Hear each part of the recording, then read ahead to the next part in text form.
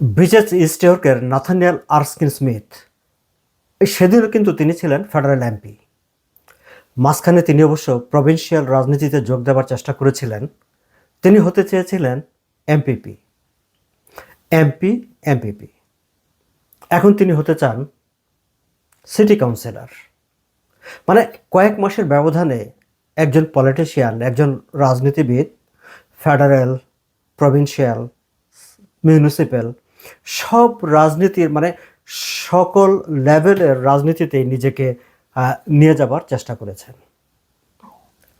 Nathaniel Erskine Smith city কাউন্সিলে প্রতিদ্বন্দ্বিতা করবেন এই ঘোষণাটি দেওয়ার পর টুইটারে বেশ মজার মজার অনেক ক্রিয়া প্রতিক্রিয়া চোখে পড়েছে। অনেকে প্রশ্ন করেছেন, ওকে, নাথানিয়েল আরস্কিন স্মিথ তিনি প্রভিন্সিয়াল এমপিপি হিসাবে তিনি নমিনেশন চেয়েছিলেন, সেখানে তিনি সফল হননি। তার সম্ভবত ব্যাকআপ প্ল্যান ছিল সিটি কাউন্সিল। এরপরে তিনি কোথায় যাবেন? তার পরের ব্যাকআপ প্ল্যান কি স্কুল বোর্ড ট্রাস্টি? কেউ কেউ সেখানে দুষ্টামি করে বলছেন, আচ্ছা, স্কুল বোর্ড ট্রাস্টিও যদি হাতছাড়া হয়ে যায় তাহলে কি তিনি আবার স্কুলে ভর্তি হয়ে গিয়ে ক্লাস ক্যাপ্টেন হবার চেষ্টা করবেন? দর্শক, নাথানিয়েল আরস্কিন স্মিথের সমর্থক প্রচুর আছে। তিনি একজন ভালো পলিটিশিয়ান। তিনি 2015 সালের পর থেকে টানা একটি নির্বাচনী এলাকায় বিজয়ী হয়েছেন, এমপি হয়েছেন, এবং তিনি নিজে থেকে এমপি পদ ছেড়ে দিয়ে এখন সিটি কাউন্সিলর হবার চেষ্টা করছেন। আমি আমার ফেসবুক পোস্টে এটি নিয়ে আমার ব্যক্তিগত মতামত জানিয়েছিলাম যে তার এই সিদ্ধান্তটিকে আমি পছন্দ করলাম না। আমাদের বন্ধুদের অনেকেই আমার সঙ্গে ভিন্ন মত প্রকাশ করেছেন। তারা বলছেন যে না, ক্যানেডিয়ান দৃষ্টিভঙ্গি থেকে কোনটা উপরে কোনটা নিচে সেটি কোনো ম্যাটার করে না। যিনি এমপি, তারপরে সিটি কাউন্সিল, উপরে নিচে সেটি আসা যাওয়া করতে পারে। দর্শক, আমি একটা জিনিস পরিষ্কার করি, উপরে নিচে সেই দৃষ্টিকোণ থেকে, সেই বিবেচনা থেকে আমি আমার ওই প্রতিক্রিয়াটি প্রকাশ করিনি। একজন সিটি কাউন্সিলর, একজন এমপি সিটি কাউন্সিলর হবেন না প্রভিন্সিয়াল প্রতিনিধিত্ব করবেন, সবই এক। কিন্তু আমার কাছে যেটি মনে হয়েছে যে একজন পলিটিশিয়ানের তার আউটলুকটা কি, তার দৃষ্টিভঙ্গিটা কি, তিনি আসলে কি চাইছেন, কেন তিনি এত অস্থির যে এক জায়গা থেকে আরেক জায়গায়, আরেক জায়গা থেকে আরেক জায়গায় এত ছোটাছুটি করছেন। নাথানিয়েল আরস্কিন স্মিথ বলছেন যে তার কাছে মনে হয়েছে যে তিনি পাবলিক সার্ভিস করতে চান, তার কাছে পাবলিক সার্ভিসটাই মুখ্য।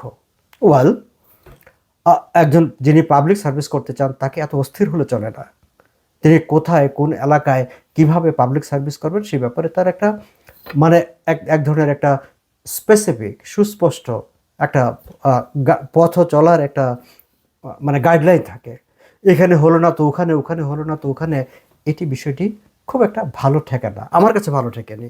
সো ওই জায়গা থেকে আমার কাছে মনে হয়েছে যে তার এই যে সিদ্ধান্তটি, সেটিকে আমি সমর্থন করলাম না, আমি পছন্দ করলাম না। দর্শক, আপনারা যারা টরন্টো স্টারে ন্যাথানিয়েল আরস্কিন স্মিথের ইন্টারভিউটা পড়েছেন তারা নিশ্চয়ই জানেন যে তিনি সেখানে স্পষ্ট করে বলেছেন যে তিনি কেন সিটি কাউন্সিলে প্রতিদ্বন্দ্বিতা করার সিদ্ধান্ত নিয়েছেন। তিনি বলছেন তিনি আসলে বর্তমান যে মেয়র অলিভিয়া চৌ, তার সঙ্গে তিনি কাজ করতে চান, এবং তিনি স্বীকার করেছেন যে অলিভিয়া চৌ তাকে খুব উৎসাহ দিয়েছেন যে তুমি সিটি পলিটিক্সে আসো। Hair is the point. এটি আসলে একটা মূল জায়গা তার এই জায়গাটায়। আপনারা জানেন যে অলিভিয়া চৌ মেয়র হিসেবে একটা তুমুল প্রতিদ্বন্দ্বিতার মধ্যে আছেন। ব্রিজেস ইস্ট ইয়র্কের কাউন্সিলর ব্র্যাডফোর্ড, তিনিও প্রতিদ্বন্দ্বী মেয়র পদে। ফলে এই যে ব্র্যাডফোর্ডকে এখন পর্যন্ত একজন শক্তিশালী প্রতিদ্বন্দ্বী হিসেবে বিবেচনা করা হচ্ছে।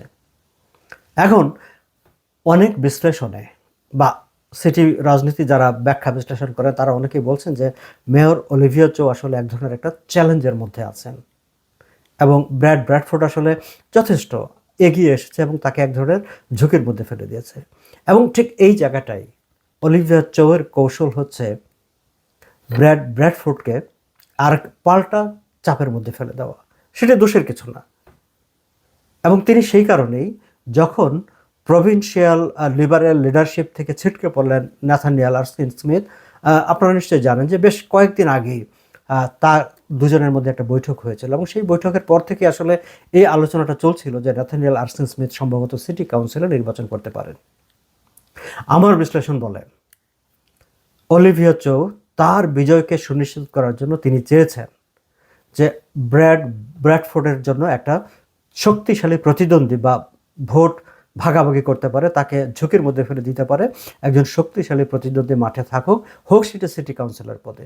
এবং সেই জায়গায় Nathaniel Erskine Smith bitches east York থেকে সিটি কাউন্সিলের রাজনীতিতে তিনি এসেছেন। আরও একজন সিটি কাউন্সিলের রাজনীতিতে এসেছেন মাইক লেটন। তাকে নিয়েও কিন্তু এর আগে বিচেস ইস্ট ইয়র্কের ফেডারেল ইলেকশনে কথাবার্তা হয়েছিল যে এনডিপি থেকে তিনি প্রার্থী হতে পারেন। এবং সেই সময় তিনি স্পষ্টভাবে বলেছেন যে তিনি তার পরিবারের সঙ্গে সময় কাটানোর ব্যাপার আছে, তার পরিবারের দিকে মনোযোগ দেওয়ার ব্যাপার আছে, কাজে তিনি এখন এই রাজনীতিতে ফেরার কথা ভাবছেন না।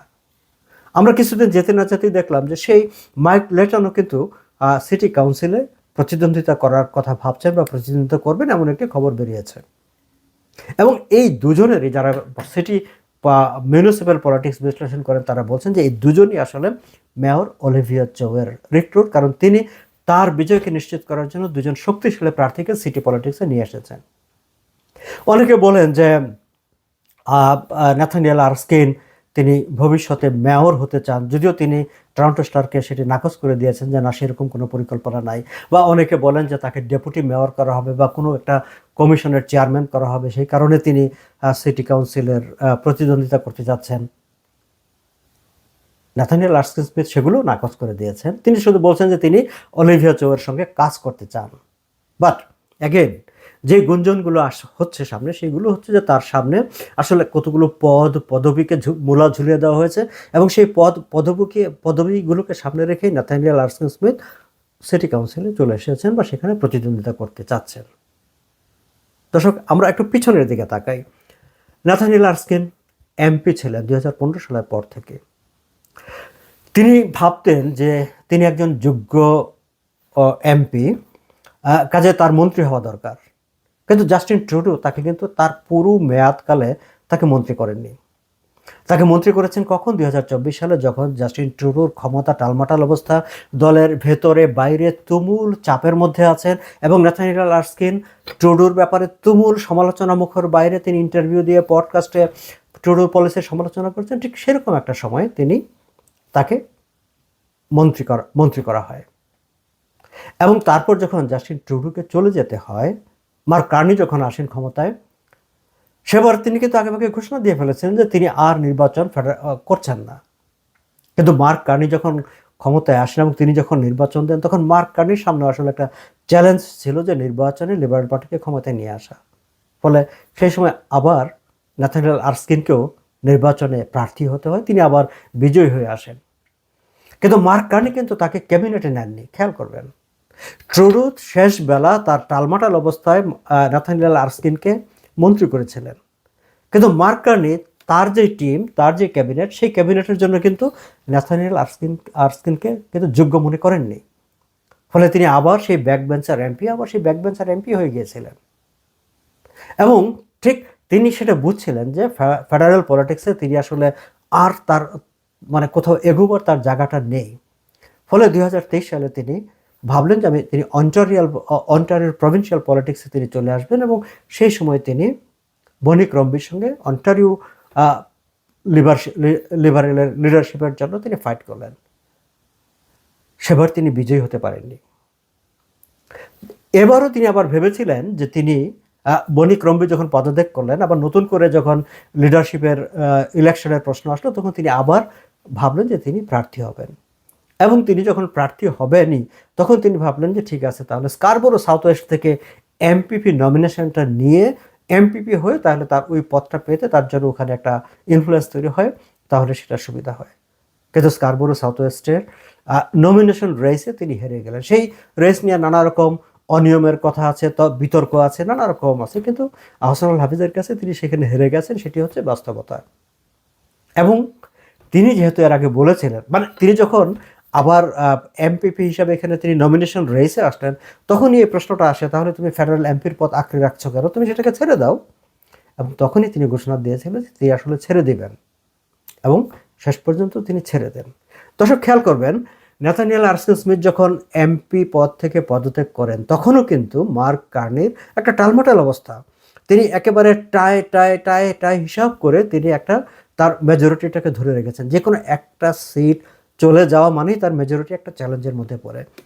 মার্ক কার্নি কি ন্যাথনিয়েল আর্স্কিনকে কি ফেরানোর চেষ্টা করেছিলেন যে প্লিজ ডোন্ট রিজাইন, তুমি এই সময় থাকো বা আরও কিছুটা সময় নাও?